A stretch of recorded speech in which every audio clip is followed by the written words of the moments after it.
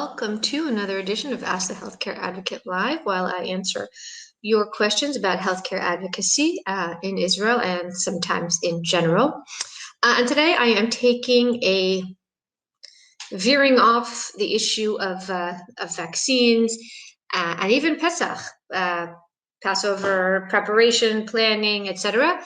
And talk about something that I have been helping some clients with specifically the past couple of weeks, and also I've been seeing around in the Facebook groups asking about the issue of foreign worker hiring. So I'm going to take a couple minutes to talk about who can you hire as a foreign worker.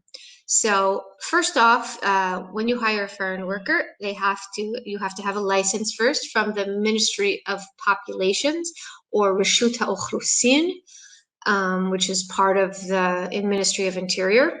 They have to give you the permit and you have to apply for them, separate than the fact of whether or not you're getting Bituach Leumi, long-term insurance, that's CUD, or you're getting disability payments.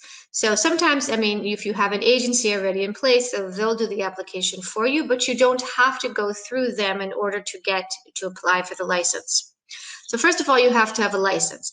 Second of all, you have to hire the person who's live in 24 hours, meaning some people ask, can I hire a foreign worker who's only going to work part-time? And legally the answer is no, you cannot. So you have to hire, first of all, you have to have a license, then you have to have somebody who's you're planning to live in your house. Now, that being said, you have two choices. Either you can look for somebody who's already living in this country with a visa and for whatever reason currently doesn't have an employer, or you can sponsor someone to bring them over from another country to work specifically for you. And each one of those has its own benefits and deficits, but I'm just going to focus right now on if you want to hire somebody who's already living in this country. So there is an issue in the country that after the person's been for 4.5 years in the country, they're sort of off of the regular visa track and they need something called a special visa. Now, this is put in place is because the government has a very specific goal that they don't want foreign workers to come and stay for lengthy periods of time and make their life in Israel. So in order to prevent that, they put limitations on how long they can be in the country. So if you have a foreign worker and they've been living in the country with let's say the person that you're taking care of for 15 years, that's fine. As long as they stay with the same person, they can stay in the country with that person as long as that person remains alive. It's when the person passes away or for whatever reason you sever, they're no longer working for the person, that things become an issue. So it used to be that anybody over that certain period of time had to apply for a special visa, and those who were over, I think it was 9 or 10 years, really didn't have a chance to get a special visa, what they call a humanitarian committee visa, only in really, really extenuating circumstances.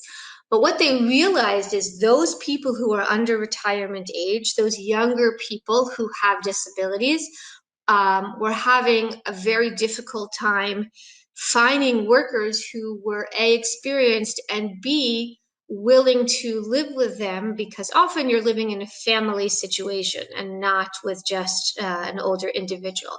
So they changed the law, and now that it says that people who have been who are been in the country who need to apply for a special visa have the ability to apply if they are going to work for somebody who has the highest percentage of disability, which is over 100%, and that they have that they are under retirement age. So these people can apply for somebody who's been in the country, let's say more than 8, 10, even 12 years sometimes, apply for a special visa and be eligible for that person to receive a special visa.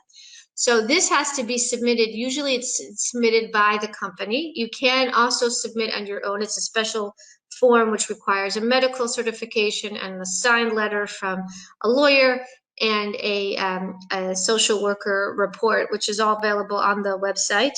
of the Ministry of Interior and the Department of Populations.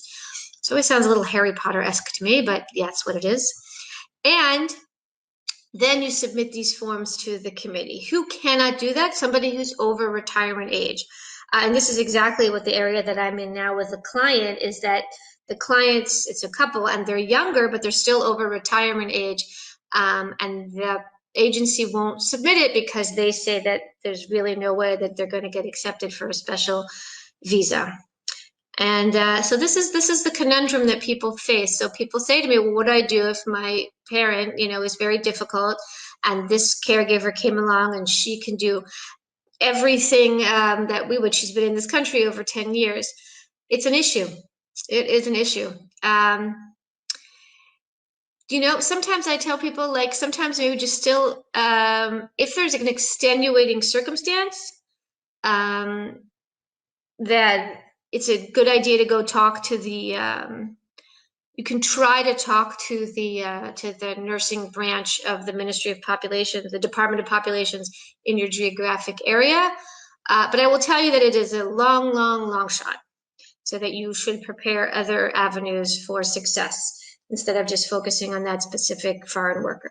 So those are my thoughts in a nutshell. Lovely that you guys joined me for this Sunday morning on Ask the Healthcare Advocate. I do this every Sunday morning between 8:30 and 9. Happy for you to join me.